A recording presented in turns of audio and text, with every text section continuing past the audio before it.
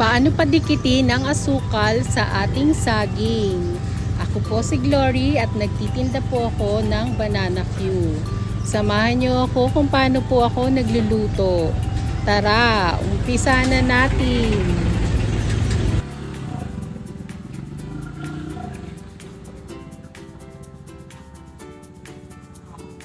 Ito pong ating mantika ay mainit na since nakapagluto na tayo ng turon dito. Tapos ito po binabalatan na natin ng ating mga saging. Pwede po bang maglambing? Paki-comment naman po kung saan ang inyong location para malaman ko po kung saan umaabot ang ating mga videos. Maraming salamat!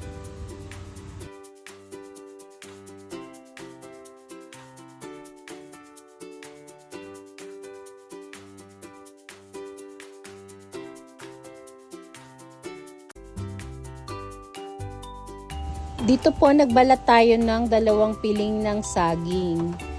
Habang nagbabalat po tayo, pinahinaan muna natin ang ating apoy. Kapag natapos na nating balatan at nailagay na natin sa ating kawali, palalakasan na natin ng ating apoy. Ayan, nahalu-haluin natin para po maging pantay ang pagkakaluto ng ating saging. Lulutuin muna natin ito bago natin ilalagay ang asukal.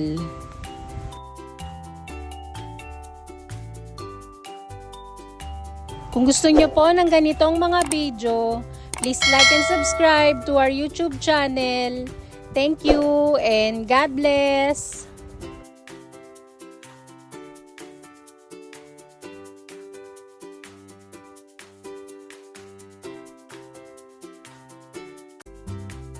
After 8 minutes po, luto na po ang ating isaging. Tapos, tatanggalin muna natin sa ating kawali.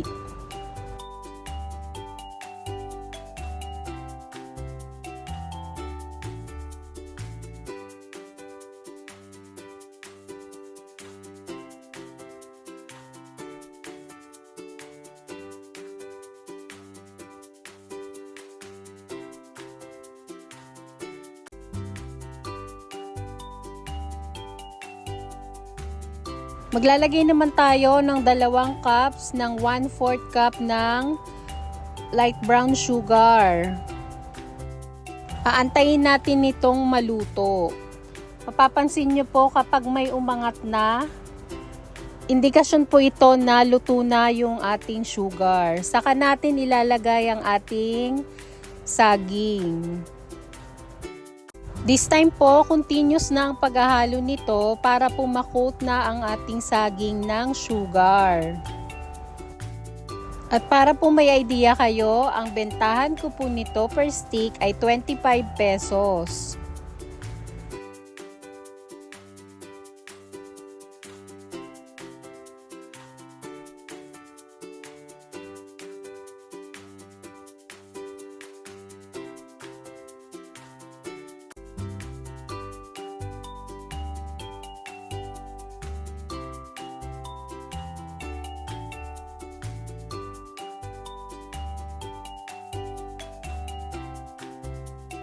Mag-a-add po tayo ng 1/4 cup ng light brown sugar. At contains uli ang paghahalo.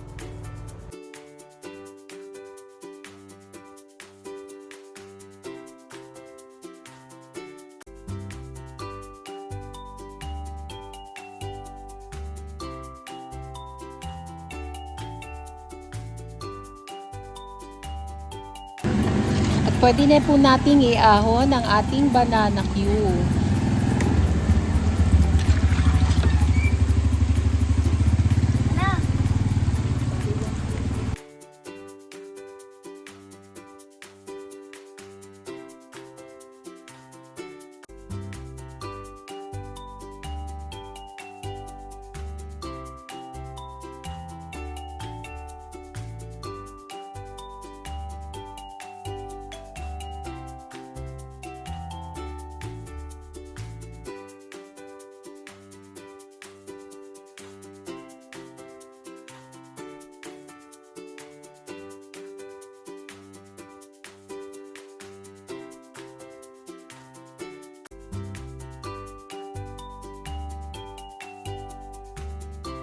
Per stick po ay 3 piraso ng saging.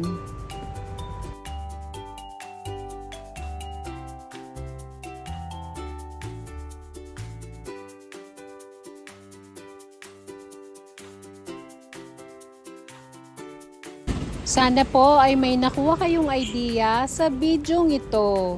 Please like and subscribe to our YouTube channel. Thank you and God bless! Thank you for watching. Please like and subscribe for more videos.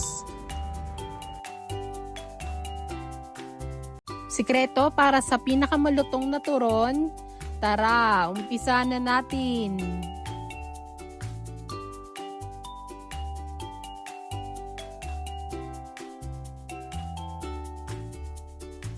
Sa ating hinog na saging, babalatan lang muna natin ito.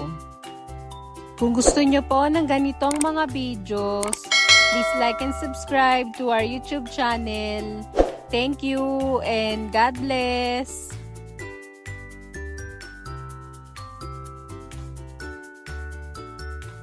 Ito naman ang ating medium na wrapper. Ang gagawin natin dito ay gugupitin natin sa gitna.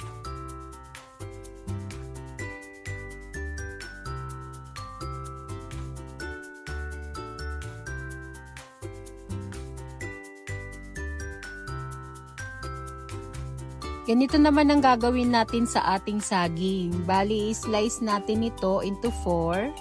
Tapos yung dalawa, pagdudugtungin natin at ibabalot natin sa ating ginunting na lumpia wrapper.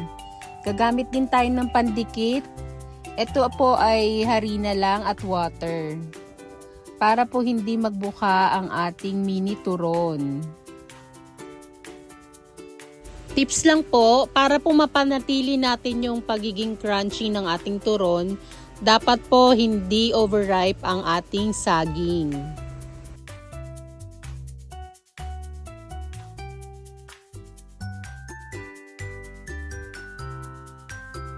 Pwede po bang maglambing? Paki-comment naman po kung saan ang inyong location para malaman ko po kung saan umaabot ang ating mga videos. Maraming salamat! At ito na po ang ating mga nabalot na mini turon. Mag-iinit na po tayo ng ating mantika. Tips lang po, mahalaga po na mainit ang ating mantika bago ilagay ang ating mini turon para po hindi ito mag-absorb ng maraming oil.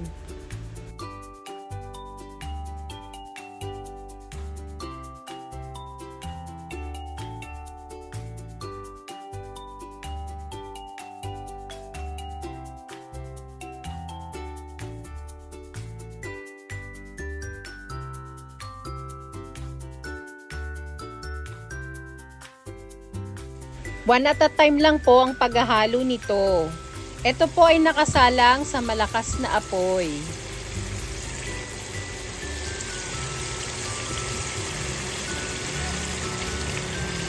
At kapag nag-brown na po, tatanggalin muna natin sa ating kawali. At para po may idea kayo, nakukuha ko po ang aking saging ng 35 pesos per kilo. Shout out po kay Jansen. Maraming salamat.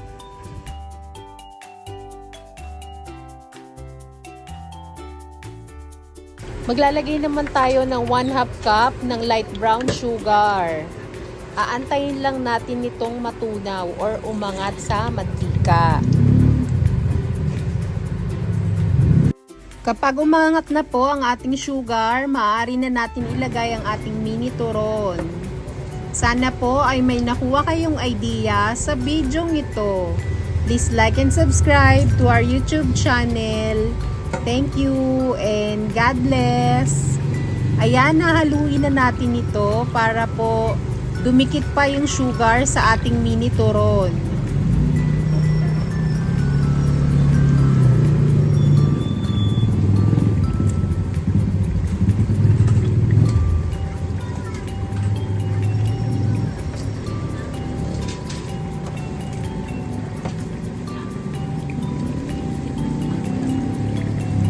Continuous lang po ang paghahalo nito.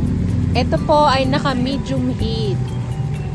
Tips lang po, mahalaga na ma-weldan natin ng ating mini turon para po tumagal pa ang crunchiness nito.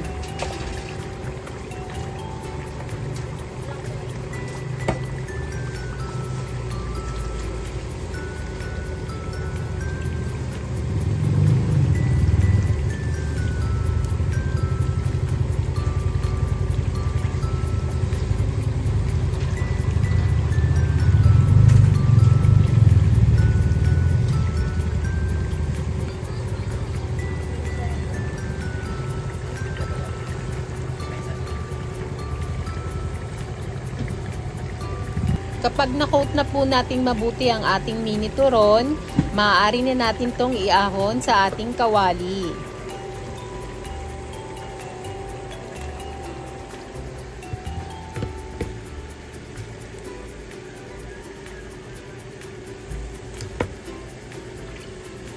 At habang mainit pa, ilalagay na natin ito sa ating paper plate. Nagupit lang tayo ng dahon ng saging para po maganda tingnan ng ating mini turon. Maglalagay din tayo ng ating sesame seed. At para po may idea kayo, ang bentahan ko po nito ay 25 pesos.